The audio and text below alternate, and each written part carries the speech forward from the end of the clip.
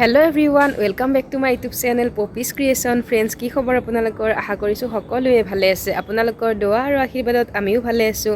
তো ফ্ৰেণ্ডছ, আপোনালোকৰ বাবে পুনৰবাৰ ধুনীয়া এটা ভিডিঅ' লৈ আহিছোঁ। আশা কৰিছোঁ ভিডিঅ'টো চাই ভাল পাব আৰু শেষলৈকে চাই থাকিব। আৰু চেনেলটোত যদি নতুনকৈ আহিছে, প্লিজ চেনেলটো ছাবস্ক্ৰাইব কৰি দিব। তো ফ্ৰেণ্ডছ, বলক পলম নকৰি আজিৰ ভিডিঅ'টো আৰম্ভ কৰিছোঁ। বন্ধু বান্ধৱীসকল, আজিৰ ভিডিঅ'টোত আপোনালোকৰ বাবে লৈ আহিছোঁ অসমীয়া থলুৱা ৰেচিপি ভিডিঅ' এটা।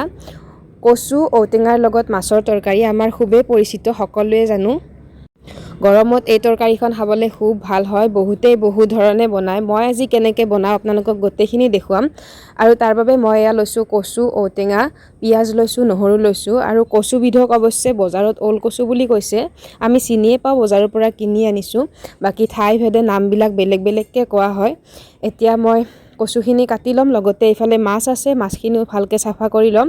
গোটেইখিনি প্ৰচেছ দেখুৱাই থাকিম মই কেনেকৈ বনাওঁ এই তৰকাৰীবিধ। চাই থাকিব, শেষলৈকে লগ পাই আছোঁ।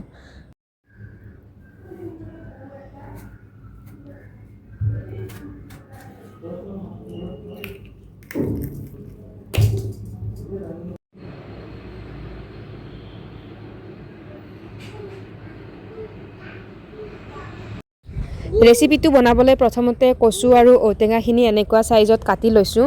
লগতে লৈছোঁ আদা, নহৰু আৰু কেঁচা জলকীয়া খুন্দি। এতিয়া কাটি লোৱা ঔটেঙা আৰু কচুখিনি একেলগে প্ৰেছাৰ কুকাৰত দিম আৰু 2টা চিটি মাৰি ল'ম। এয়া মই গোটেইখিনি বস্তু একেলগে দি দিলোঁ, ঔটেঙা আৰু কচু। লগতে দিছোঁ 2 বাটি পানী। বেছি পানী নিদিব, নহ'লে কচু একেবাৰে সিজি যাব। আৰু লগতে দিম মই আদা নহৰুৰ খুন্দি লোৱা পেষ্টটো। এয়া পেষ্টটো দি দিলোঁ, লগতে দিম অকণমান নিমখ। আৰু গোটেইখিনি বস্তু একেলগে দি এতিয়া মই 2টা চিটি মাৰিবলৈ দিম। আৰু এই ৰেচিপিটো বহুতেই বহু ধৰণে বনাব নজনা মানুহ খুব কমেই আছে। আজি মই দেখুওৱা ৰেচিপিটো যিসকলৰ হাতত টাইম খুব কম থাকে, মোৰ নিচিনা সৰু বাচ্ছা আছে, তেওঁলোকৰ বাবে। আৰু এতিয়া কুকাৰটো গেছত বহাই দিলোঁ, 2টা চিটি আহিবলৈ দিম। লগতে এইফালে মাছখিনি ভালকৈ ধুই চাফা কৰি ল'লোঁ, নিমখ আৰু হালধি দিছোঁ। সানি ল'ম আৰু মাছখিনি ভালকৈ ফ্ৰাই কৰি ল'ম।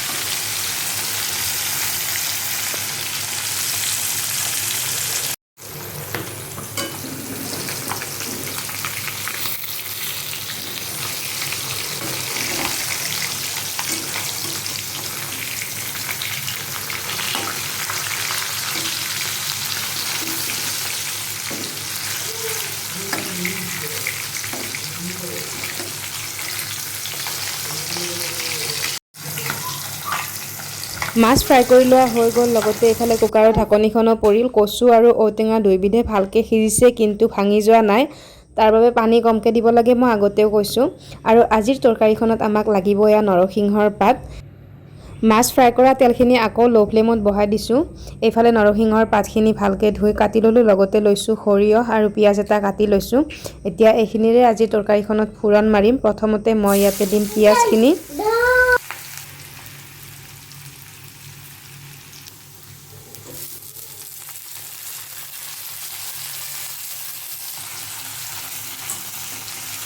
পিঁয়াজখিনি অকণমান ৰঙচুৱা হোৱালৈকে ভাজি এতিয়া ইয়াতে দিলোঁ কাটি লোৱা নৰসিংহৰ পাতখিনি। লগতে দিছোঁ সৰিয়হ চামুচ। কচুৰ আঞ্জা বনালে এনেকৈ ফোৰণ মাৰি দিব গাইজ। কৈছোঁ সঁচাকৈ খাবলৈ খুব ধুনীয়া হয়, আপোনালোকে এইটো ট্ৰাই কৰি চাব। সৰিয়হ আৰু নৰসিংহ পাতেৰে এনেকৈ ফোৰণ মাৰি দিব আৰু ইমান ধুনীয়া গন্ধ এটা ওলাইছে গাইজ। আৰু গোটেইখিনি ভালকৈ ভাজি লোৱা হোৱাত এতিয়া ইয়াতে দিম বইল কৰি ৰখা কচু আৰু ঔটেঙাখিনি। বইল কৰি ৰখা কচু আৰু ঔটেঙাখিনি কেৰাহীত দি গেছৰ ফ্লেমটো হাই কৰি দিলোঁ। লগতে এতিয়া ইয়াতে দিম মছলা। প্ৰথমতে দিছোঁ এয়া হালধি পাউডাৰ, লগতে দিছোঁ এয়া জিৰা পাউডাৰ আৰু এয়া দিছোঁ ধনিয়া পাউডাৰ। আদা নহৰু আৰু জলকীয়া যিহেতু মই খুন্দি দিছোঁ, সেইবাবে কোনো ধৰণৰ জলকীয়া পাউডাৰ মই ব্যৱহাৰ কৰা নাই। আপোনালোকে ইচ্ছা কৰিলে দিব পাৰিব। মছলাখিনি দি এবাৰ ভালকৈ লৰাই দিছোঁ আৰু 5 মিনিটমান এনেকৈ উতলিবলৈ দিম।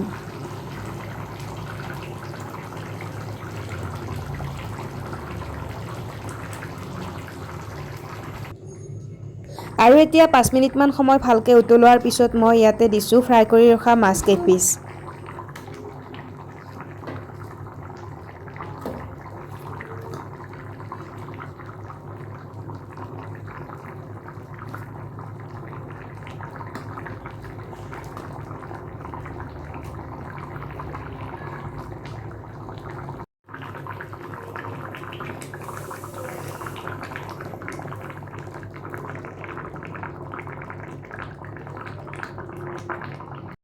মাছ কেইপিচ দি আকৌ 5 মিনিটমান সময়ৰ বাবে ভালকৈ উতলালোঁ। এতিয়া মোৰ তৰকাৰী ৰেডি হৈয়ে গৈছে প্ৰায়।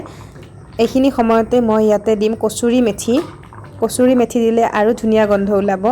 ইয়াতে মই এতিয়া দিম কচুৰি মেথি। মই হাতত এনেকৈ লৈয়ে দিছোঁ, আপোনালোকে পিহি ভালকৈ মোহাৰি দিব, কাৰণ মই যিহেতু কেমেৰা লৈ আছোঁ নিজে। আৰু গাইজ ফাইনেলি এয়া মোৰ ৰেডি হৈ গ'ল কচু ঔটেঙাৰ লগত মাছৰ তৰকাৰী। খুব সহজতে কম সময়ৰ ভিতৰতে আপোনালোকক বনাই দেখুৱালোঁ। ৰেচিপিটো চাই কেনেকুৱা পালে কমেণ্ট কৰি জনাব। লগতে আপোনালোকেও নিশ্চয় ট্ৰাই কৰি চাব বুলি আশা কৰিলোঁ। গৰমত খুব সোৱাদ লগা হয় এই তৰকাৰীখন।